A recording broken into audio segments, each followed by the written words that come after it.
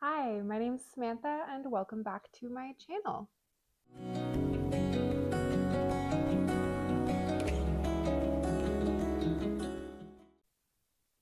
All right, so today I decided to do a 2026 making plans video.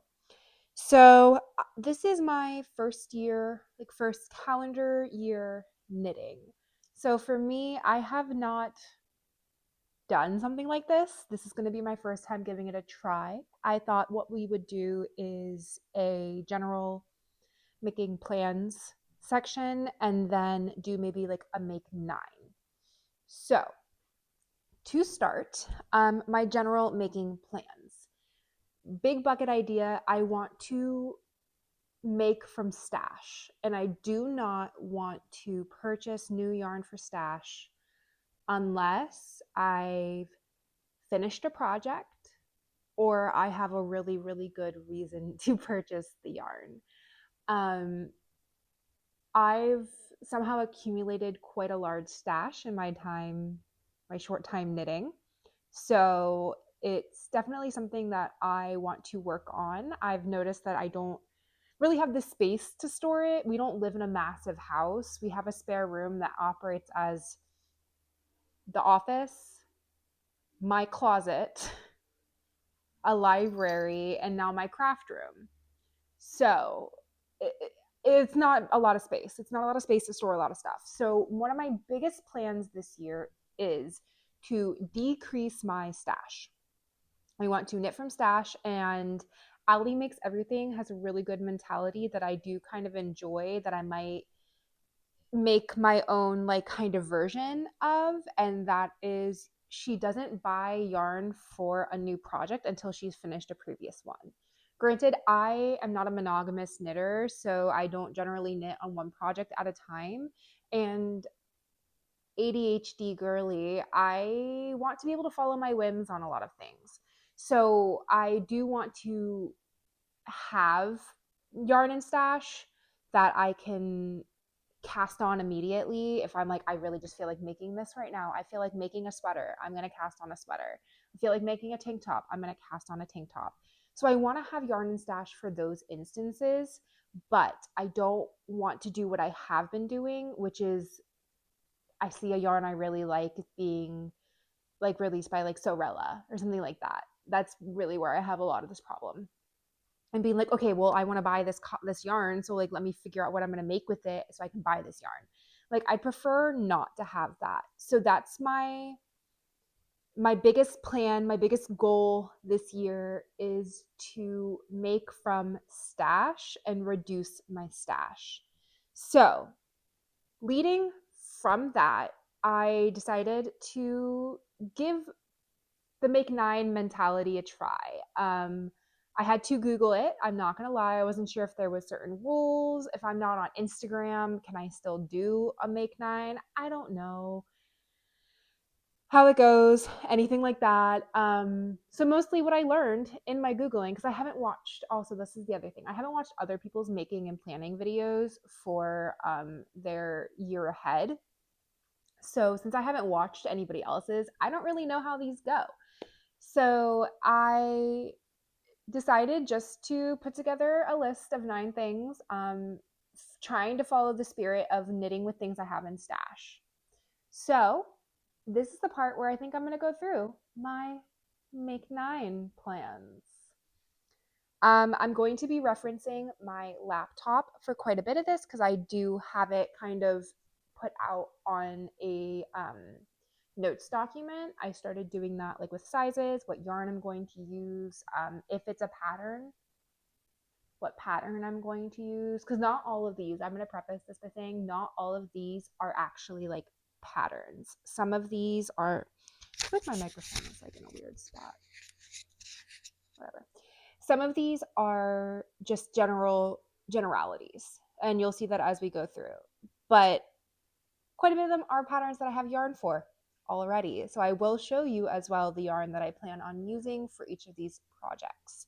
So let's dive on in. The first thing that I have on my Make 9 is the Ripple Crop Top by Jessie Made Designs, which I will be making in the Sorella Yarns Silk Sock in the colorway Summer in Dot Books from her Summer in London collection. This is the yarn I will be using. If I can get it to go into, there we go. So this is the yarn I'll be using. It's beautiful. It definitely is a little bit more of like a deep greeny blue in person. It doesn't come across that on the camera, but I'm going to use this yarn to make the Ripple Crop Tee by Jessie Made Designs. I bought this yarn specifically when it came out. This is one of those instances where I was like, I need this yarn. I spent a semester in London, a fall semester in 2015 in college. I spent a semester in London. I love it as a city. I have been back a couple times since. I will always be down to go back to London, and I love greeny blue, and I liked Downton Books. It wasn't my favorite bookstore that I went to there, but I like it as a bookstore. So I needed this yarn, and I was like, okay, what the heck am I going to make with this? So I decided to do the Ripple Crop Tee. It's been in my queue on Ravelry for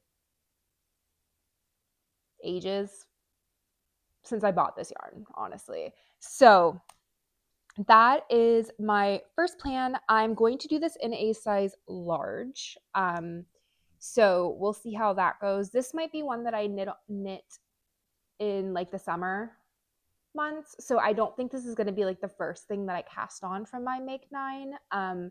Just because I think I'm probably going to want to cast this on, I don't know, like maybe March or April, so that I'll have it to wear during the summer. But remember, Florida is summer 85% of the year. So I really will be able to wear this. Like today, it is literally 73 degrees Fahrenheit outside and sunny. So, yeah. Oh, and by the way, it is also the beginning of, it's January 3rd, and it's 73 degrees and sunny outside. So that is Florida for you. All right, that was my first Make 9 plan. My next one, I do not have the yarn for yet. It is on my way. It's on its way to me right now, but I am doing a redemption sweater for my fiance. So I made him the Dagmar jacket, or the Dagmar zipper sweater, for our trip to Copenhagen. And it's not really wearable for him. The body fits fine. The sleeves, I have a problem with sleeves apparently, which is also seen in one of my most recent finished objects as well. Spoiler alert for my Rosie sweater. I have a tendency, I think I need to learn how to knit sleeves to size. Anyways, long story short, it's not really wearable. The sleeves are really wonky. I may one day go back in and fix those sleeves, but for now I decided I'm just going to make him a redemption sweater. So my plan is to do the anacortes pullover by Michelle Frazetta, and I'm planning to use the Malabrigo Rios in the color black. And I'm going to do the size 5 for him. So we'll see how that goes. I'm planning on having this finished by the end of March for when we go to Chicago. So this is definitely probably one of the first items on my Make 9 that I will be casting on this year. I'm really excited. I bought the yarn at the start of this week, so maybe like Monday or Tuesday I bought it, and it hasn't shipped yet. Hopefully it ships soon so that I can get that cast on. But yeah, it's my redemption sweater for my fiance, since I knit him a sweater and it did not turn out great. So that was my second Make 9 plan. My third one is more of a generality, like a big bucket item, and it is socks. So I cast on one pair of socks and I've barely done anything with it. But in my stash, I have quite a bit of single skeins for socks. So I decided that this year I really want to make at least one pair of socks and kind of decide if this is something that I enjoy doing.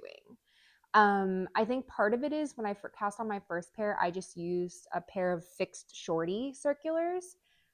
I don't think I like those very much. I've tried Magic Loop for small circumference. I don't like Magic Loop. So then I recently tried DPNs to make some fingerless mitts, and I really liked using DPNs. So I'm hoping that I will be able to become a sock knitter using DPNs. So that's kind of my plan. Here I have some yarn in a little bag for my socks. So my stash isn't super well organized right now, but I do have most stuff organized by project quantities or like type of yarn.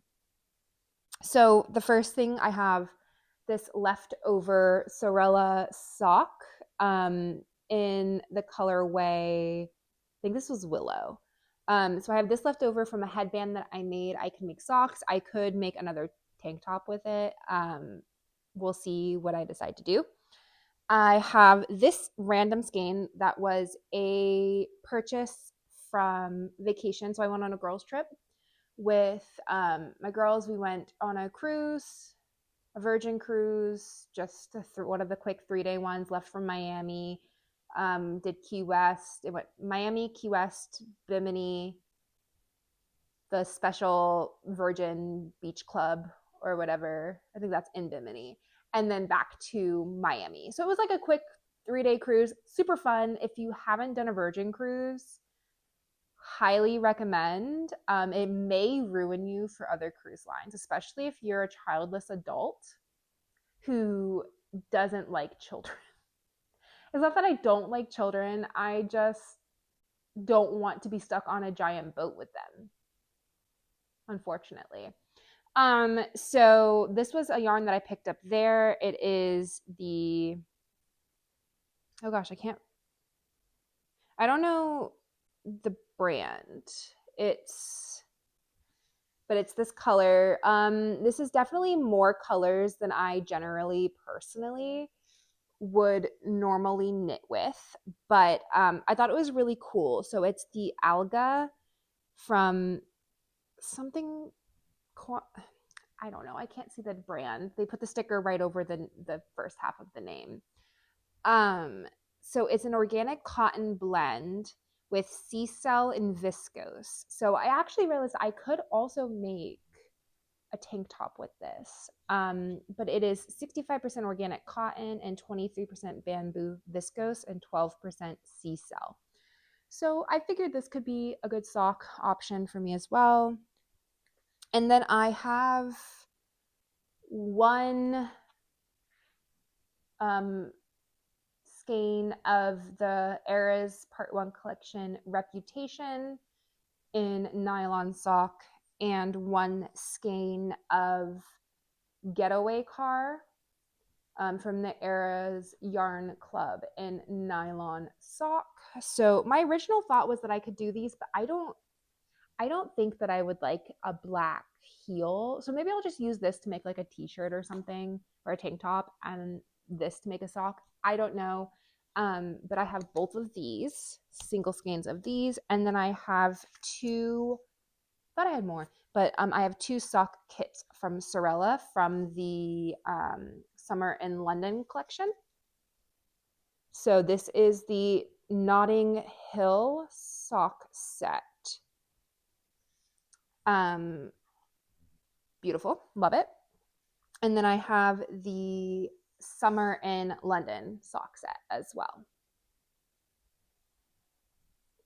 So I will probably use one of these to do my first pair of socks. But that is a couple options that I have for my third Make 9 plan, which is just basic socks. I just want to see if I like knitting socks.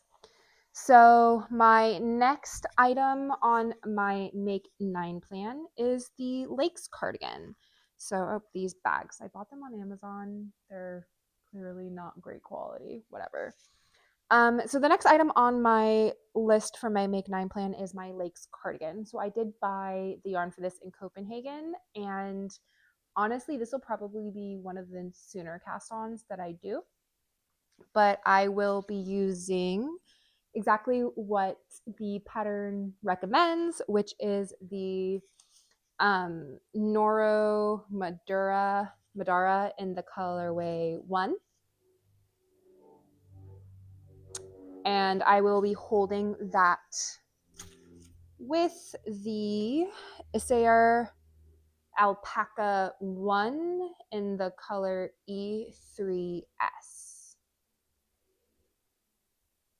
So I'll be holding these together to do my Lakes cardigan. And like I said, that's probably going to be an earlier cast on, potentially after my partner's sweater is finished. We'll see. But I had one, two, three, four, five. Oh, I had six. I had 6 skeins of the Noro, and I thought I was a little bit concerned that it wasn't going to be enough. So when I went to my LYS, they actually had, like recently, they had one other skein. It's literally one single skein of the Noro Madara and colorway 1. So I purchased it. And turns out I probably didn't need to. I don't know, we'll see. But I'd rather have an extra than not enough. Just my general problem in general is then I wind up with like way too much yarn. But it's fine. Worst case, I'll just like see if there's anyone who wants to purchase it, like needs one more skein of it for their project. But that will be my next, that'll be another Make 9 project for me, the Lakes cardigan. I think I haven't actually looked at the pattern yet for the sizing. It'll probably be like the large XL. I wouldn't mind if this one is a little bit more oversized, as long as the sleeves don't wind up long as heck, because that has been my problem. But I'll probably do it in the large XL size, just so that it's a little bit cozy, like oversized, comfy vibes. So, but yeah, no, I'm really excited for that one. Then my next item on my list will be a sweater from a Danish designer using Danish yarn. So I purchased in Copenhagen some, I'm going to butcher the pronunciation of this, some Helholtz Hansvers garn. So I got 2 colors. So I was hoping to maybe do like a stripy sweater. I was thinking the Oba sweater, I think is what it's called. I'll put a picture on the screen for whatever I wind up thinking of. But I think I'm probably going to wind up going with the Oba sweater. We'll see. There's luckily a ton of Danish designers that I could knit from their patterns, but I do have 2 colors. So I have this colorway, which is like a kind of like a grayish white, or like a white with some gray tones throughout. And then I have this one, which is more of like a coppery brown, reddy, or actually it's more of like a coppery red color, maybe. But gorgeous. And so I think I want to do a stripy sweater for this. We'll see what I wind up doing, but I want it to be a Danish designer because I think it's really cool that this is like Danish yarn from Danish sheep. It's like the only yarn that's actually produced from Danish sheep in Denmark, I think, is what someone told me once. I don't know, could be wrong. But I think it's really cool that that's what that is. So I'd love to do a sweater from a Danish designer. This probably won't be a super, or this will probably be like later in the year cast on for me. But yeah, so I'm thinking the Oba sweater. We'll see how that goes.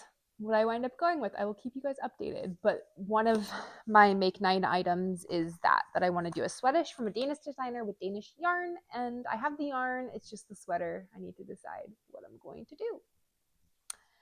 So next up is a striped sweater. So I don't have any yarn or plans for this. I think I could kind of maybe cheat the system a little bit and do two birds, one stone by using the Helholtz yarn to make a striped sweater on my list. But I love like a lot of people have been doing striped sweaters. I think it's like the Olga sweater, and they've been using like a speckly yarn held with a solid like tonal. And I love that look. And I would love to do something similar. I just haven't thought too deeply about it, but I think that could definitely be a great plan for this year for me to do. So that's why striped sweater is on my list. It's very big bucket kind of item, not specifically something that I already have the yarn for or that I already have a solid plan for. But I wanted to kind of balance stuff that I had the yarn and a solid plan for with these more big bucket kind of ideas to allow room for creativity. I don't know how much time I'll have to knit this year. I don't know how many projects I'll wind up knitting this year. So I didn't want to lock myself into a list of stuff that I felt like I had to get done that was so prescriptive, because I'm just not the type of person. Like, I unfortunately will stick to that and then I will hate myself for it. So that is one item. The next one is a similar big bucket item, and it's head accessory. So this could be a hat, this could be a headband. I just want to do a head accessory that I haven't done before. So I've done a couple of like hair bandana scarves, and I've done like one small scarf that I technically made to be a head accessory, but I don't really wear it like that because it's not long enough. I think I have an idea of how to fix that though, but that's for another time. So I want to do a head accessory. I want to do a beanie. I want to do like a warm weather or a cold weather headband, maybe like a chunky headband kind of knit.